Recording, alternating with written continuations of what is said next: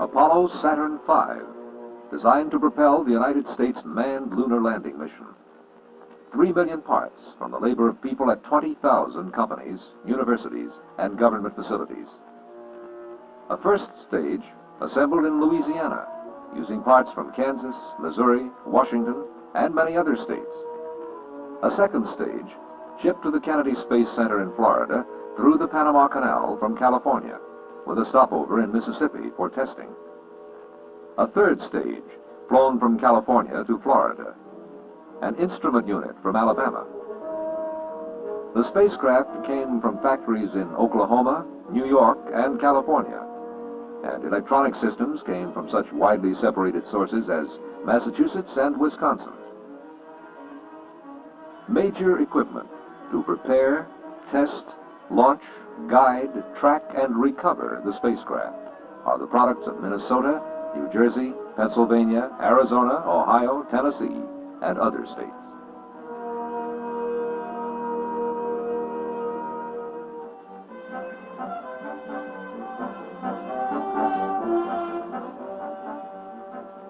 The Apollo 4 mission, unmanned, first flight for Apollo Saturn V, was launched into Earth orbit November 9, 1967. The Saturn V and its spacecraft stand as high as a 36-story building, and at liftoff weigh more than a U.S. Navy destroyer.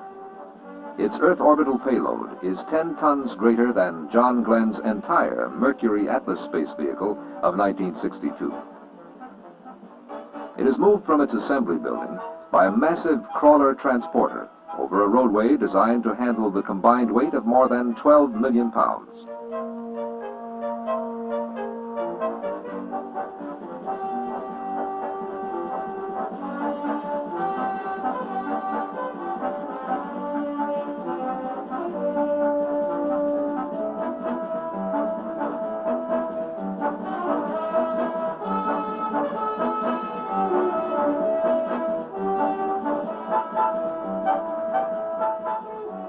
It is watched over in minute detail by an extraordinarily complex array of facilities.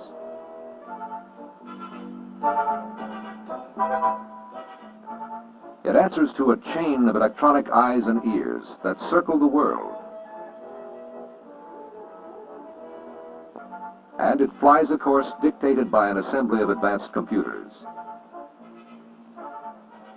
It is the result of the work of some 300,000 Americans in the disciplines of science, engineering, technology, and management.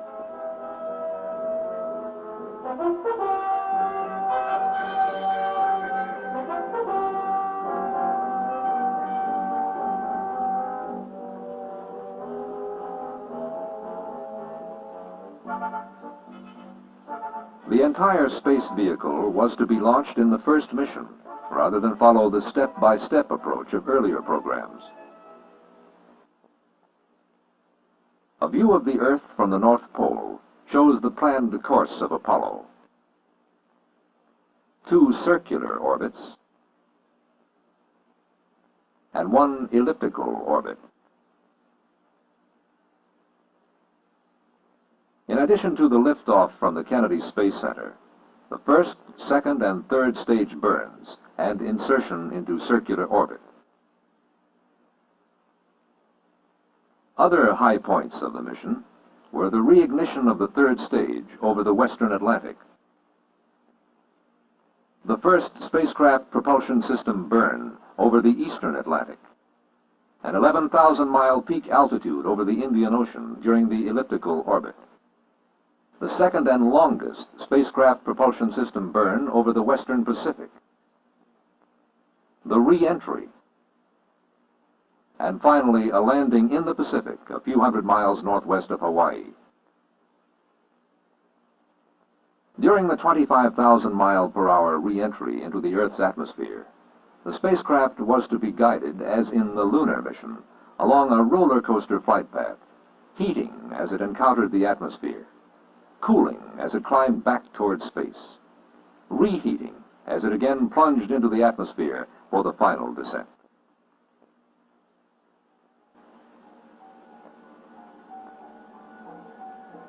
Countdown for the launch started at the Kennedy Space Center at 6 a.m., November 7, 1967, with liftoff scheduled for precisely 49 hours later. Inexorably, launch operations moved forward. Minor problems were encountered, but readily solved. Apollo 4 was tested more persistently than any previous American space vehicle. There were no indications of systems malfunctions.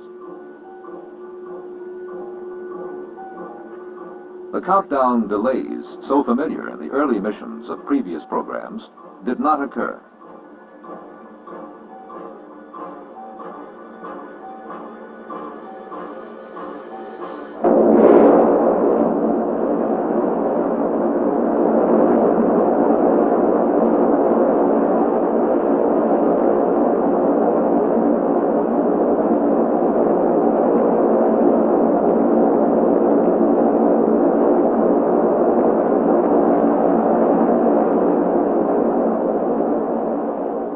Almost exactly as planned, Apollo 4 lifted off at 1 second after 7 o'clock, November 9th, 1967, with its first stage delivering 7.5 million pounds of thrust.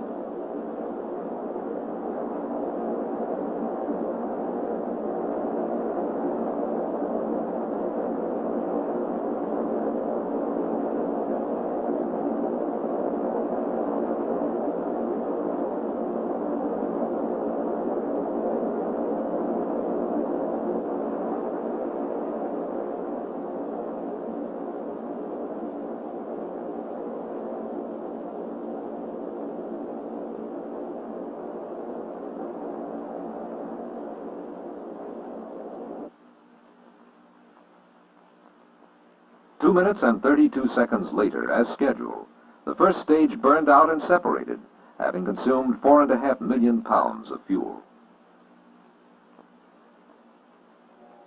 The separation and second stage ignition were also recorded by cameras carried on board the vehicle, 40 miles above the Earth.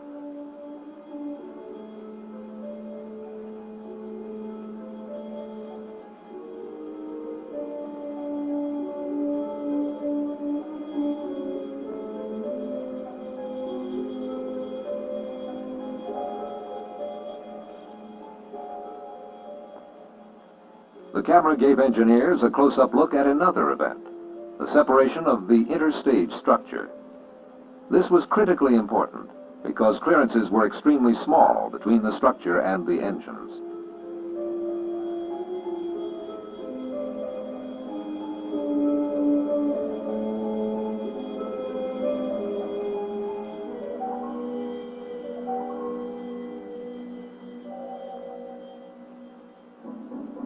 Shown in animation, the second stage performed perfectly for more than 6 minutes. A source of major developmental problems, the stage propelled Apollo 4 to an altitude of more than 100 miles.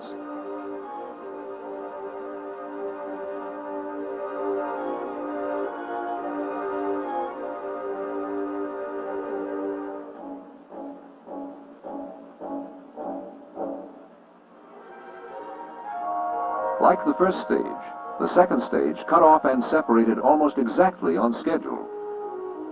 The third stage ignited and inserted Apollo 4 into a circular orbit, where it would remain for some 3 hours.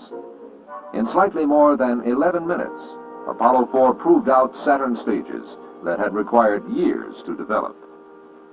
But the mission had over 8 hours to go. Now the orbiting Apollo 4 had to be checked out remotely in anticipation of the next series of events, and ground support facilities had to be evaluated.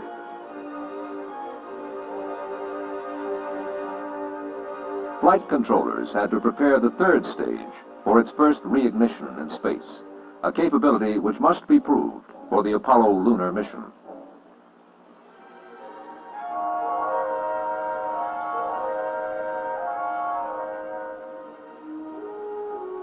One of the few irregularities of the entire flight occurred at this point, when data suggested that a valve on the Saturn V third stage had not closed as planned for the reignition. But technical skill paid off. The flight controllers quickly revised the pre-ignition sequence to compensate for the potential problem.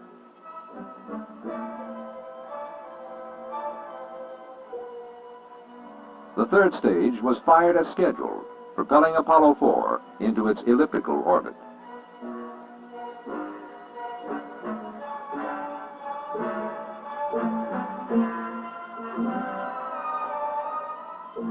"5 minutes and 25 seconds later, the stage shut down.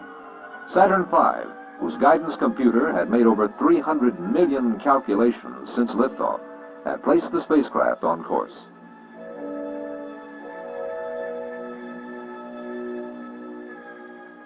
The third stage and a test model of the spacecraft lunar module fell away. The launch vehicle had done its job. A few moments later, the spacecraft's own propulsion system ignited and burned for 16 seconds, giving the spacecraft the velocity necessary to reach a peak altitude of more than 11,000 miles.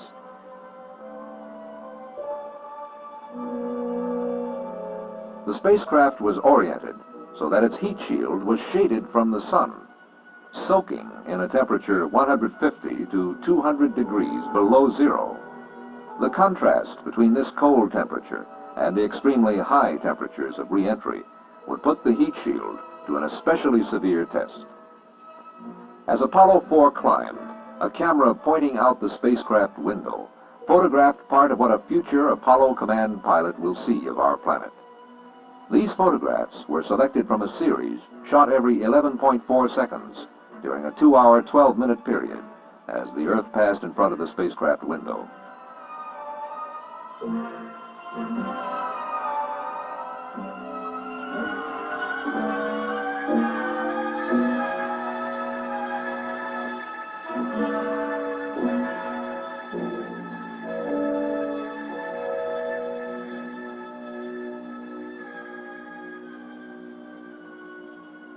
Apollo 4 reached 11,232 miles above the Indian Ocean at 5 hours, 46 minutes, 48 seconds after liftoff, and began its descent to Earth, responding to the pull of gravity, increasing in velocity as if it were speeding down a long hill.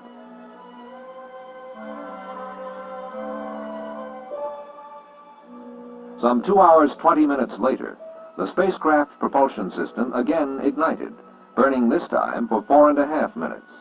This burn accelerated the spacecraft toward a re-entry into the atmosphere at 25,000 miles per hour, the speed anticipated for the re-entry of the Apollo lunar mission. The command module, which would contain the flight crew in a manned mission, was separated, then oriented with its heat shield forward.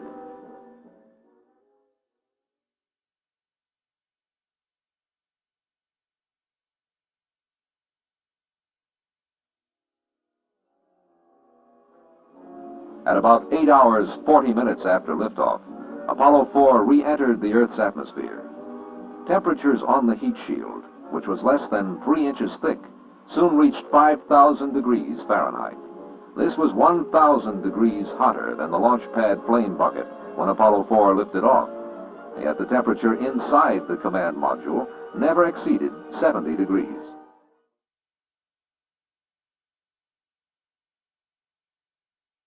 Could we have seen the actual command module on its path toward Earth, it would have resembled a meteorite from space.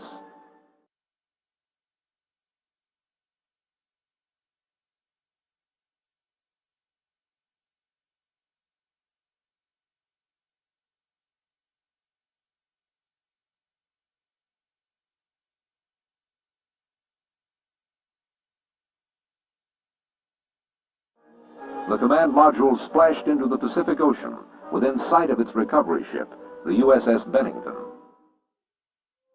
Although charred, the 5.5-ton command module, like the entire 3,000-ton Apollo Saturn V, had passed the test. Further, the chain of ground facilities and the launch and flight teams had shown themselves equal to the task.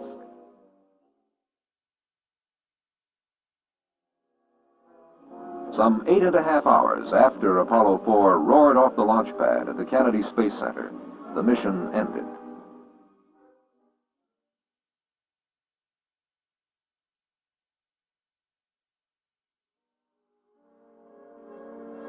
The road to the moon is a long and difficult one, and the flight of Apollo 4 is a successful beginning.